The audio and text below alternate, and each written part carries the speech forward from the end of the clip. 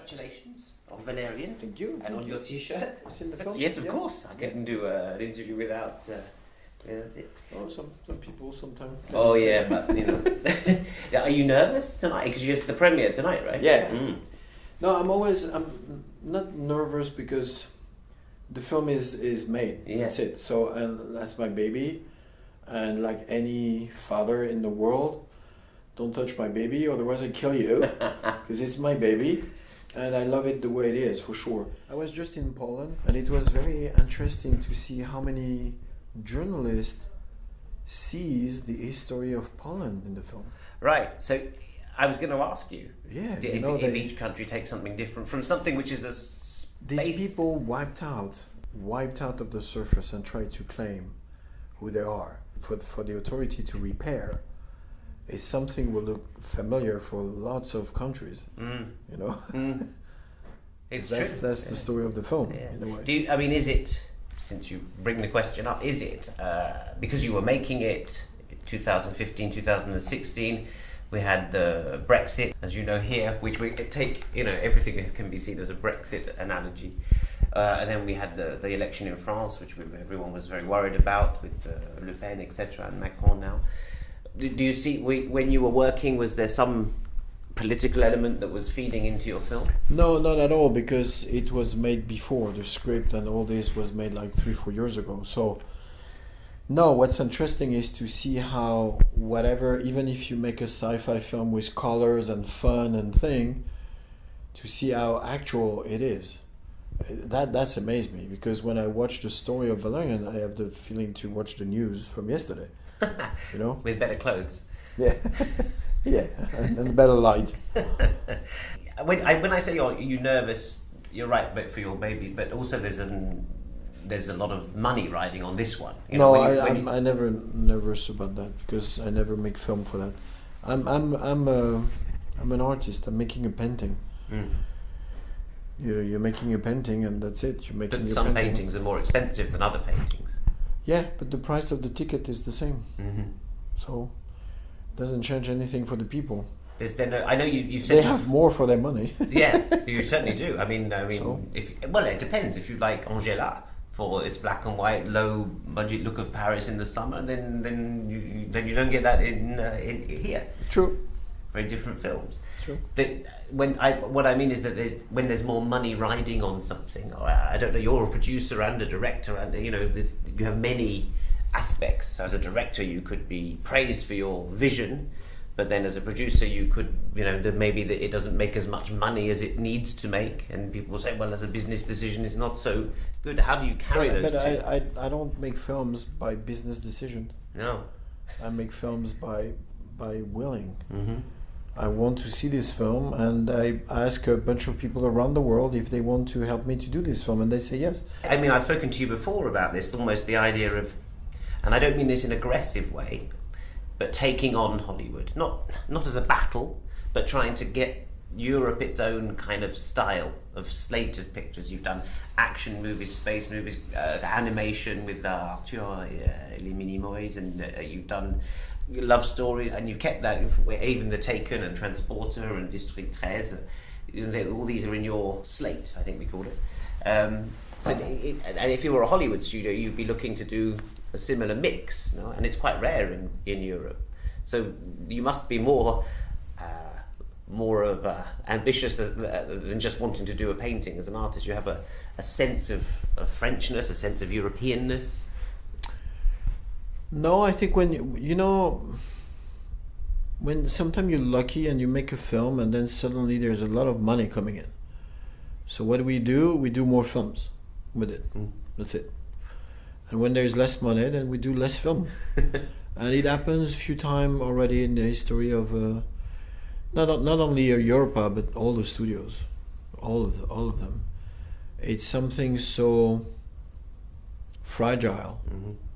It takes 2 years to succeed with a film. It takes 2 minutes to fall with a film. So you always have a wave where you're going down, a wave you're going up, and if you just like watching the tides, you don't do anything. So just just go and do what you have to do. I started at 17 years old, and I'm 55, 58, and I did already 7 films as a director, produced more than 100. Yeah. I wrote 60 of them. It's a good record.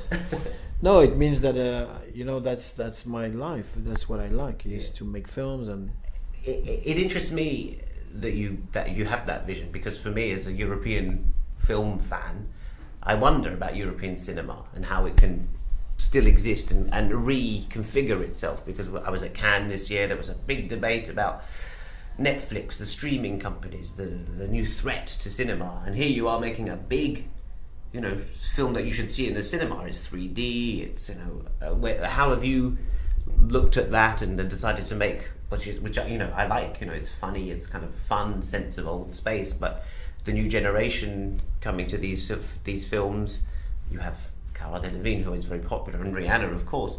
How do you keep this turning over? Is it refreshing for the cinema, or is Europe kind of falling behind as an industry? There's a kind of oppression now about making a film.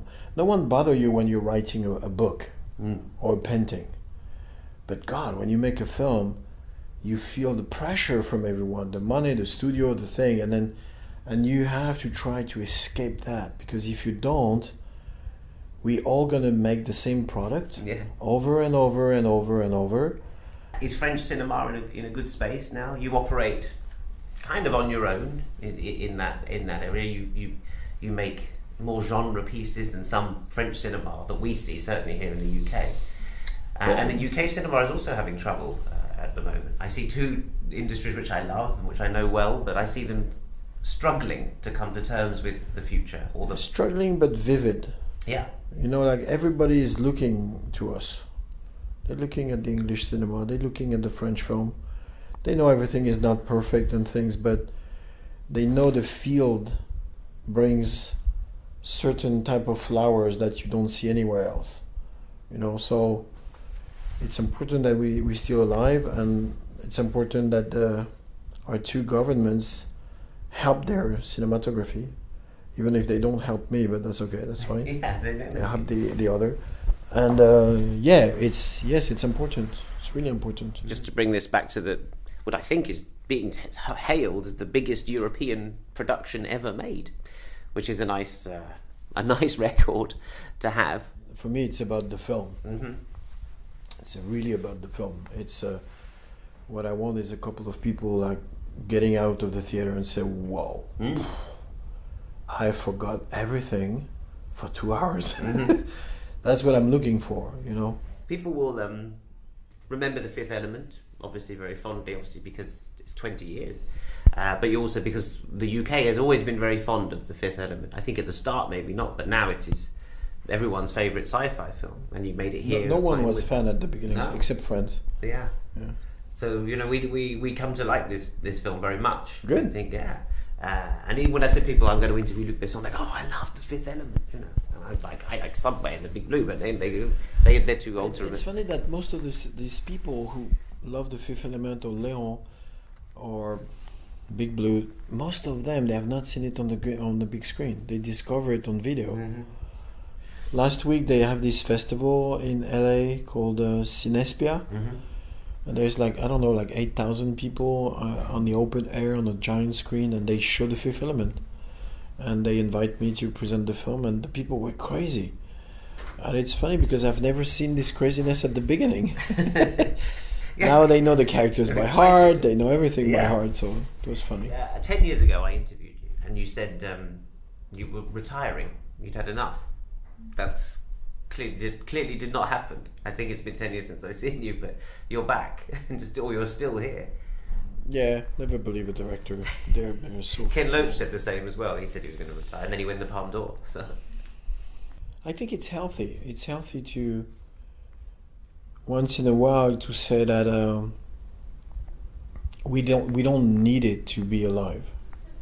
We can stop. We can retire. I mean, and if we do something else, it's because we want to. We're not obliged to. Mm-hmm. And I think it's healthy, in fact. Tell me, just before I go, because we always need to know these things, your love for Laureline, which I think was a teenage. I mean, sometimes you fancy. We could say fancy. You know the word. A comic book character. And was that Which one? Yours? Mine. I always fancied the Invisible Woman, Sue Summers. I don't know why, because she could be invisible. I thought that was very sexy. Wow. But and there was a baddie in one of the Marvel comics who I quite liked as well. Who wore a skirt. She was really hot, really sexy. Wow. But yours was obviously Lorelei, who I also sure. Yeah. Sure. Totally fell in love at 10 years old. It was very, very platonic. You're 10. Yeah, I was 10. I don't even know how it's working.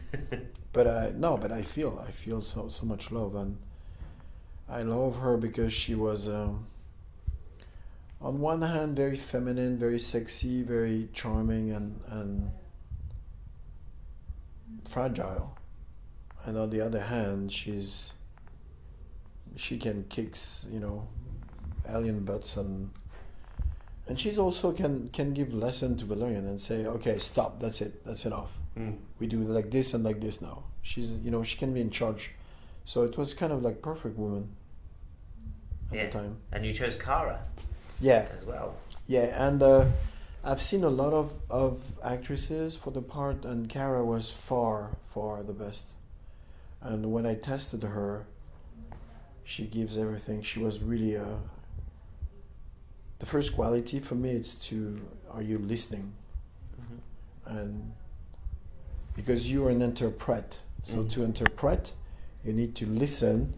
What do I want? Yeah. But she has a tough line because she has Jovovich, she has Anne Barillot, she has Scarlett Johansson, Natalie Portman even.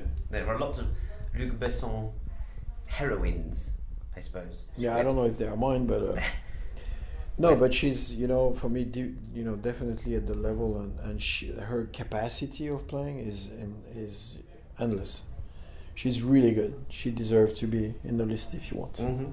She is on there, so well done. And it's interesting because when I hire her, there's a bunch of films where she has a small part where it was not out, so I didn't see it before, and I watch the different films, and I hear here and there, as an actress, we're not sure, she was not so good in this film, and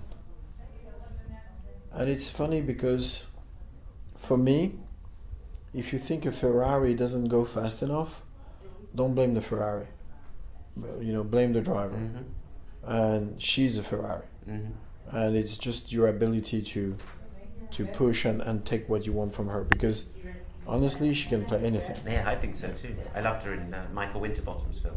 I was like, she can do this. She's really good, and by modeling for a couple of years, she's not afraid of people, camera things, so she's really focused between you and she's brilliant. Well, congratulations on that performance and on the whole concept, which is restores a sense of fun to space, because it's a very serious place normally.